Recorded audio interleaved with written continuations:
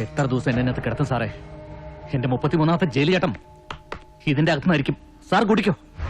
നിന്റെ അഹങ്കാരം ഇനിയും തീർന്നില്ലട.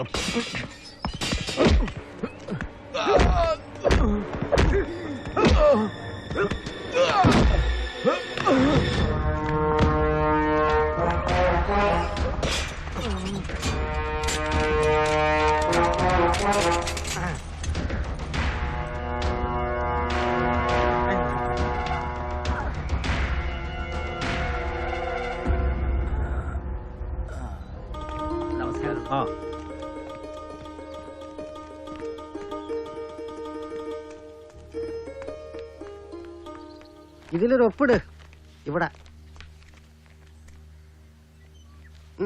ഹലോ മണിക്കുട്ടി, സുഖാണോ? ചേട്ടനകത്തുണ്ട്. ചേട്ടാ, മനുഷ്യനായ കുറച്ച് മര്യാദ വേണം. ഇപ്പൊ വരാന്ന് പറഞ്ഞ് രാവിലെ പോയിട്ട് ഉച്ച കഴിഞ്ഞു. ഏടത്തിയമ്മയുടെ അച്ഛനമ്മ രാവിലെ മുതൽ കാത്തിരിക്കാ ഏടത്തിയമ്മ കൂട്ടിക്കൊണ്ടുപോവാൻ. നീ വിട്ടോ, ഞാൻ ദാ എത്തിക്കഴിഞ്ഞു. ചുമ്മാ വരില്ല, അപ്പോഴേക്കും അടുത്ത തിരക്കാവും. എടീ, റിപ്പോർട്ട് ഒന്ന് എഴുതി കഴിഞ്ഞാൽ ഞാൻ അപ്പം എത്തിയേക്കാം. നീ പൊയ്ക്കോ. സാർ, ഈ റിപ്പോർട്ട് റൂറൽ SP-യെ താൻ തന്നെ നേരിട്ട് ഏൽപ്പിക്കണം. Okay sir. ശരി സാർ. എന്തോ ഒന്നും മറന്നല്ലോ. അയ്യോ,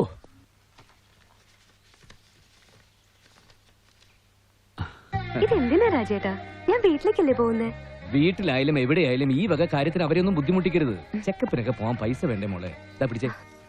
ഓ, നിന്റെ അവിടത്തെ ചീഞ്ഞ നഴ്സിംഗ് ഹോമിനെ കുറിച്ച് ഓർക്കുമ്പോഴേ എനിക്ക് ടെൻഷനാ. ഇവിടെ തന്നെ മതിയെന്ന് ഞാൻ പറഞ്ഞതല്ലേ, രാജേട്ടനല്ലേ സമ്മതിക്കാത്തെ? ഇവിടെ ആരടാ നിന്നെ നോക്കാൻ? മണിക്കുട്ടിയും കൂടി കോളേജിൽ പോയി കഴിഞ്ഞാൽ പിന്നെ വേറെ ആരാ ഉള്ളത്? പിന്നെ ഇതൊക്കെ നിന്റെ വീട്ടുകാരുടെ ഒരു അവകാശം കൂടിയല്ലേ. അതുകൊണ്ടല്ലേ ഞാൻ സമ്മതിച്ചത്. 5-6 മാസം നിന്നെ പിരിഞ്ഞിരിക്കണല്ലോ എന്ന് ഓർക്കുമ്പോ ഒരു വിഷമം. 2 മണിക്കൂറല്ലേ ഉള്ളൂ എന്റെ വീട്ടിലേക്ക്. അല്ലേലും രാജേട്ടനിടയ്ക്ക് കോടതിയിൽ വരാറുണ്ടല്ലോ. അപ്പൊ വീട്ടിൽ വരാം, കാണാം. കുഞ്ഞുവാവയുടെ ശബ്ദം ഒന്ന് കേക്കട്ടെ. ഓ, ഉണ്ടോ. വാമോളെ, സമയായി. എന്താ രാജ, ഇറങ്ങട്ടെ? ഓ രാജേട്ടാ, മോളെ പതുക്കെ. മണിക്കുട്ടി വരട്ടെ. ബൈ.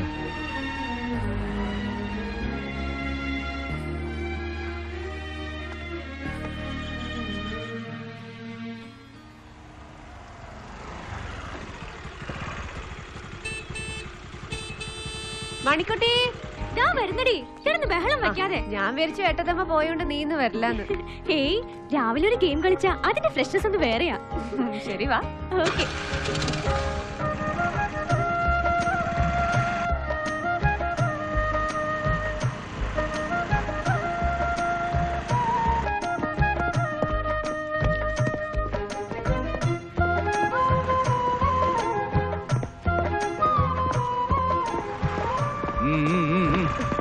ഗുഡ് മോർണിംഗ് രാജേട്ടാ. Good morning. ഇല്ലേ കിരീടം, ഹെൽമെറ്റ്? അതിരാവിലെ ഈ നാട്ടിൻപുറത്ത് ഹെൽമെറ്റോ? അതിരാവിലെയും നാട്ടിൻപുറത്തും ഹെൽമെറ്റ് ഉപയോഗിക്കാൻ പാടില്ല എന്ന് കോടതി പറഞ്ഞിട്ടുണ്ടോ? ഉണ്ടോ? ഹെൽമെറ്റ് ഇല്ലേ മക്കൾക്ക്? എന്താ ചേട്ടാ നീ മിണ്ടരുത്. നാളെ മുതൽ ഈ ഏരിയയിലെങ്ങാനും ഹെൽമെറ്റ് ഇല്ലാതെ കണ്ട 500 രൂപ പിടുങ്ങും ഞാൻ. എന്റെ ഏറ്റവും വലിയ ആഗ്രഹം എന്താണെന്നറിയോ? എന്താ? കൈക്കൂലി കൊടുത്തെങ്കിൽ ഒരു IPS കാരനെ കല്യാണം കഴിക്കണം. എന്നിട്ട് വേണം നിന്റെ കേട്ടയുടെ മുമ്പിലൊന്ന് ഞെളിയാൻ. നീ വലിയ കോടീശ്വരി, MBA MA ഡിഗ്രിക്കാരി. മിനിമം ഒരു ഐജിയെങ്കിലും വേണം നിന്റെ സ്റ്റാറ്റസിന്. ഐജിയോ? അത് കുറച്ച് കൂടുതലല്ലേ? ഒട്ടും കൂടില്ല. എന്നാലേ ഭർത്താവിനൊപ്പം ഒരു മുത്തശ്ശന്റെ സ്നേഹം കൂടി നിനക്ക് കിട്ടും. വണ്ടി വിടുമോളെ.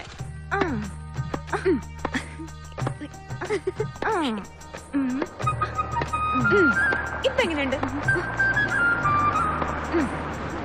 ഹായ്. ഭാമേ, ഒന്നേ. എന്താ? എന്റെ അലമാരയെ കുറച്ച് പൈസ ഇരിപ്പുണ്ട്. അതാ വെടിക്കെട്ടുകാരൻ വേലായുധം വരുമ്പോ എടുത്തു. എപ്പോ വരും? എനിക്ക് കോളേജിൽ പോണം. അതിനു മുമ്പ് വരും. ഞാനൊന്ന് പാലക്കാട് വരെ പോകുന്നു. പാർട്ടി മീറ്റിംഗ് ഉണ്ട്. എന്നാ യൂത്ത് ഫെസ്റ്റിവൽ? നാളെ. നീ പോകുന്നില്ലേ? വൈകിട്ട് പോണം. കോമ്പറ്റീഷന് ജഡ്ജസ് ആരാണെന്ന് നേരത്തെ ഒന്ന് അറിയാൻ കഴിഞ്ഞാൽ ചെറിയൊരു ഇൻഫ്ലുവൻസ് ഒക്കെ നടത്താൻ എനിക്ക് കഴിയും. അത്രയ്ക്ക് അതിന്റെ ആവശ്യമൊന്നുമില്ല. ഓൾറെഡി അല്ലാതെ തന്നെ അവൾ എല്ലാത്തിനും ജയിച്ചോളൂ. എന്റെ പൊന്നാങ്ങളേറെ ഇൻഫ്ലുവൻസ് ചെയ്ത് ഉള്ളതോടെ ഇല്ലാതാക്കണ്ട കേട്ടോ. വേണ്ടെങ്കി വേണ്ട.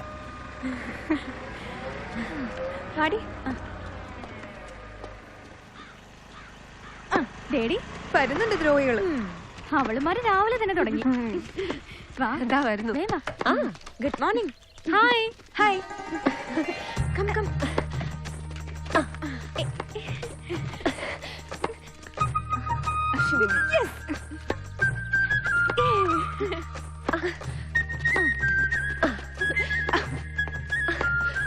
ഭരതനാട്യം കൂടാതെ വേറെ എന്തെല്ലാം കണ്ടത്?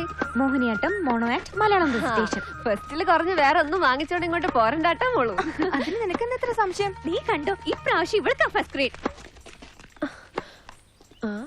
നീ എന്താ നോക്കുന്ന? ഷട്ടിലാ? ദേ ഏയ് വല്ല കാക്കയെ മലർന്ന് പറക്കുന്നുണ്ടോ നോക്കിയതാ. അങ്ങനെ കളിയാക്കൊന്നും വേണ്ട. ചിലപ്പോ കാക്ക മലർന്ന് പറക്കണത് മോള് കാണും. ആണോ? എങ്കിൽ ഹാപ്പി. ഹജിയോട് കൂട്ടാ വിഷമിച്ചോ? ഞാൻ ചുമ്മാ നിന്നെ വാശി പിടിപ്പിക്കാൻ പറഞ്ഞല്ലേ. സാരില്ല.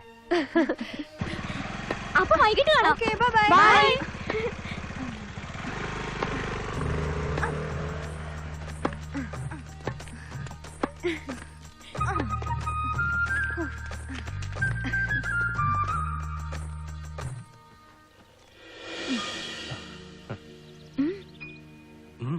ഇല്ലില്ല.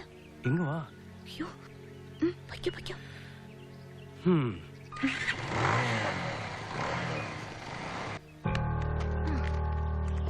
ഞാൻ പോട്ടെ ഭാമേ. ഒരു ഗെയിം കൂടി കളിച്ചിട്ട് പോടി. അല്ല, എനിക്ക് രജനിയുടെ വീട് വരെ ഒന്ന് പോണം. നോട്ട്സ് എടുക്കാനാ. ഞാൻ വരും. നീ എന്ത് പറഞ്ഞാലും ഞാൻ പാലക്കാട്ടേക്ക് വരും. അയ്യോ വേണ്ട ശശി. ശശി വന്നാ ഞാൻ ആകെ നെർവസ് ആവും. അതുകൊണ്ടല്ലേ വരണ്ടെന്ന് പറഞ്ഞ. ഞാൻ നേരിട്ട് നിന്റെ മുമ്പിൽ വരില്ല, അല്ലാതെ എനിക്ക് നിന്നെ കാണാലോ. വേണ്ട ശശി, നീ വരണ്ട. ശരി, ഞാൻ വരുന്നില്ല.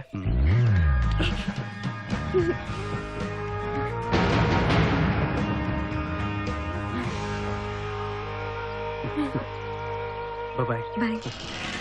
ശരി, all the best. Thank you.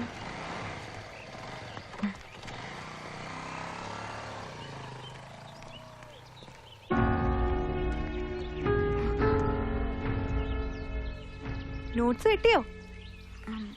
ഇവിടെയാ രജനിയുടെ വീട്. അത് ഞാൻ അങ്ങോട്ട് പോവായിരുന്നു. ഞാൻ കണ്ടു നീ അവിടെ വെച്ച് അവനോട് ഗോഷ്ടി കാണിക്കുന്നത്. പല പ്രാവശ്യം ഞാൻ പറഞ്ഞിട്ടുണ്ട് ശശിയായിട്ട് കിന്നാരത്തിന് നിൽക്കരുതെന്ന്. ഇതെന്ത് കഷ്ടമാ. ഞാൻ ആരോടും ഒരു കിന്നാരത്തിന് നിന്നിട്ടില്ല. ജസ്റ്റ് അവനെ കണ്ടപ്പോ ഒരു ഹലോ പറഞ്ഞു, അത്രേ ഉള്ളൂ.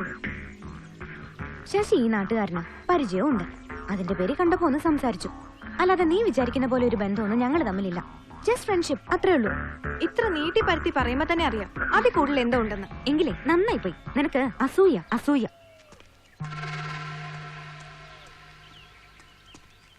വാ ഭാമേ. എന്താ പിണങ്ങിയോ?